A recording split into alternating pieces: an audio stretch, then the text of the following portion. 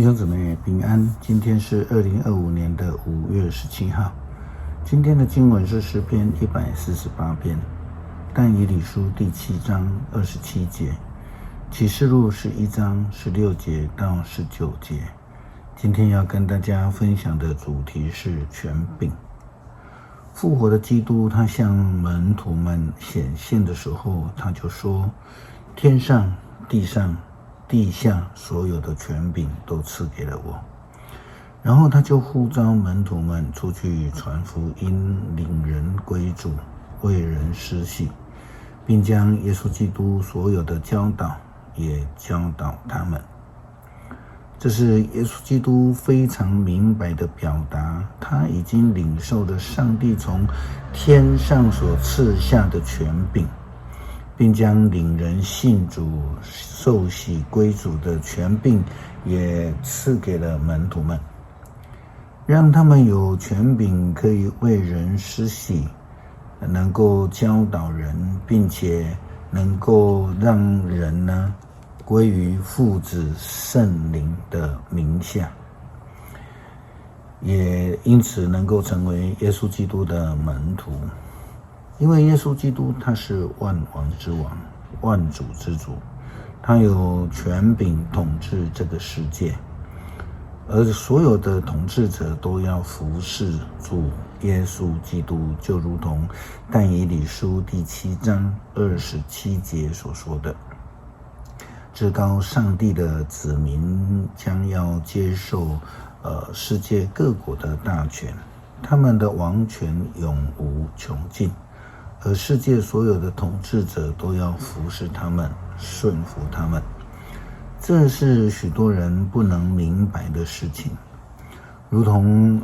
许多人批评耶稣基督受钉死于十字架，死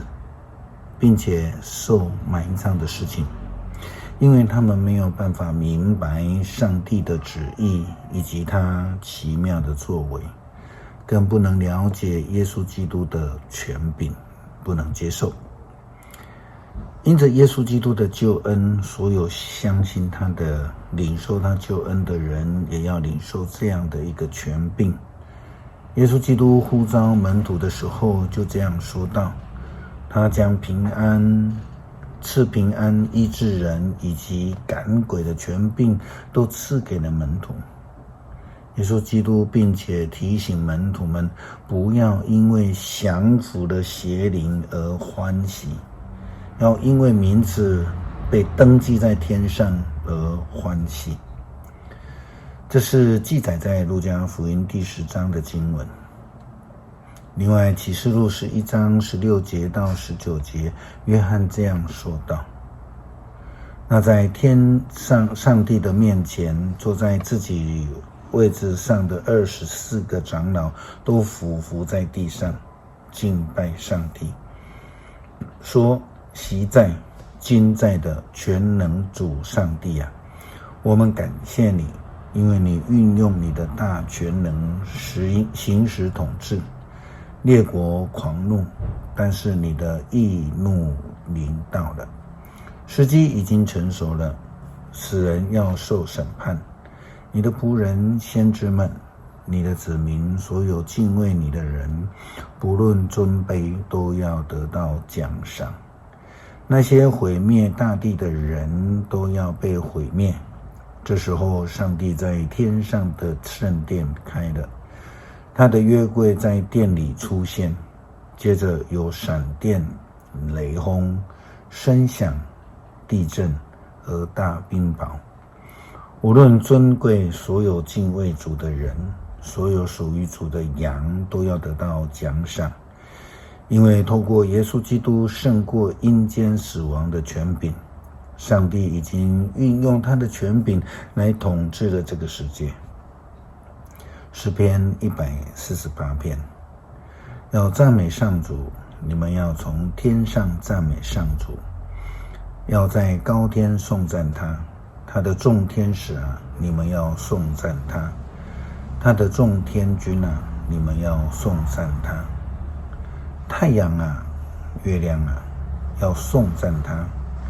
闪耀的星辰啊，要颂赞他，天上的诸天啊，要颂赞他；天上的众水啊，要颂赞他。愿万象都颂赞上主的名。他一命令，一切就造成，各有固定的位置，永不改变。他的命令谁都不能违背。海怪啊，深渊啊，闪电、冰雹、雪和云雾啊，遵行命令的大风啊，要从地上颂赞上主。大山小山啊，果树森林啊，野兽牲畜啊，昆虫飞禽啊，你们都要颂赞他。君王啊，万民啊，公侯啊，一切掌权者啊，少年人啊，少女啊，老年人啊，孩童啊，你们都要颂赞他。愿他们都颂赞上主的名，唯有他的名被尊崇，他的荣耀超越天地。他使他的子民强盛，因此他忠贞的子民以色列，所有亲爱的子民都颂赞他，要赞美上主。感谢主赐下救恩，不但让我们得救，也让我们能够领受呼召，领受上帝所赐的权柄，能够使我们成为那使人得益处、荣耀主名的人。祷告，奉主耶稣基督圣名求，阿们。